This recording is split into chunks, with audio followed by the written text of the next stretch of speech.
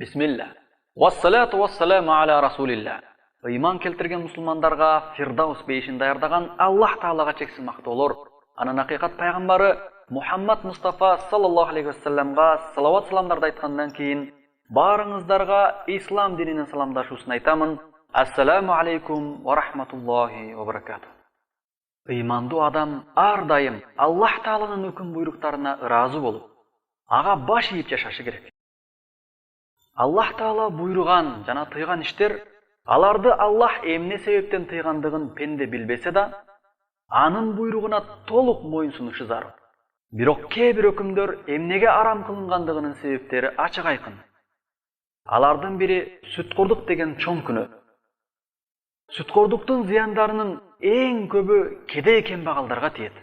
Анткени сүткорлук жакырчылыкта жашаган адамдардын муктаждыктарын, кыйынчылыктарын ого бетер көбөйтөт. Карыз болгон адамдардын карызын ашырат.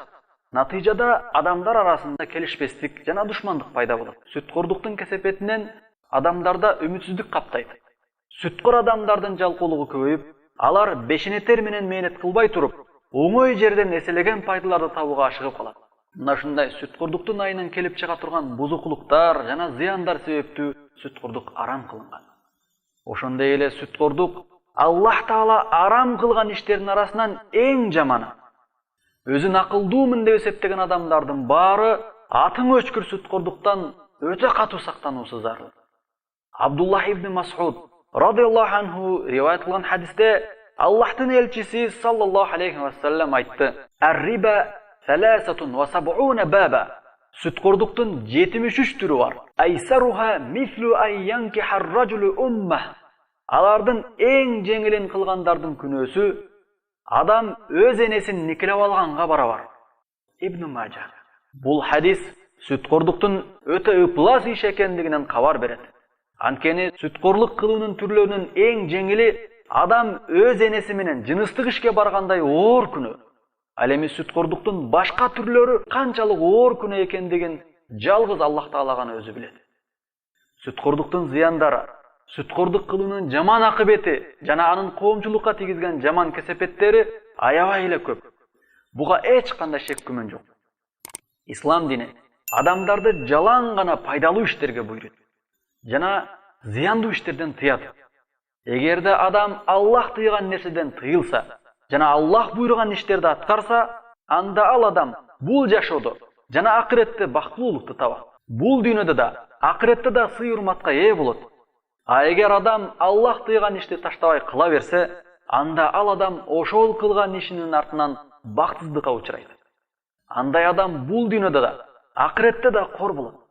Сүткорлук кылуунун зыяндарын эсептесек, алар өтө көп. Эң кооптууларын айта турган болсок, биринчи, сүткорлук адамдын мүнөзүнө жана жан дүйнөсүнө терс таасирин тийгизет. Себеби сүткорлук менен алектенүү адамды сараңдыкка жана ичи тардыкка түртөт. Сүткорлук адамдын жүрөгүн карартат, мал дүйнөгө кул кылып, акчанын артынан гана чуркай турган кылып коет. Экинчи, сүткорлук жеке бир эле адамдын өзүнө гана зыян бербестен, бүт коомчулукка да зыяндарын тийгизет. Анткени сүткорлук менен акча таап жүргөндөр дүйнөгө жүткүнүп, адамгерчиликти унутат.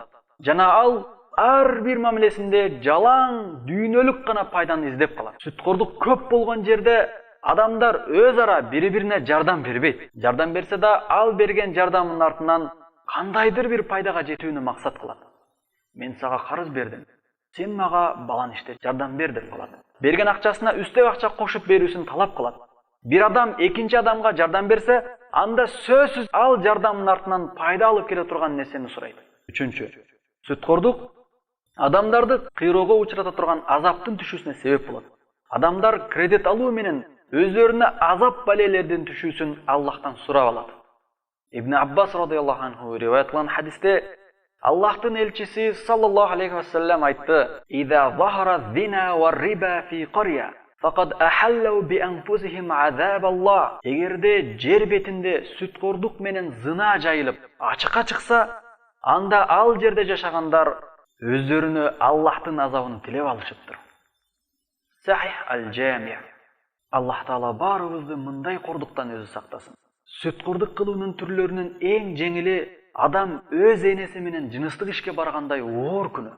Мындай ыпластык ишке баруудан Аллах бизди алыс кылсын.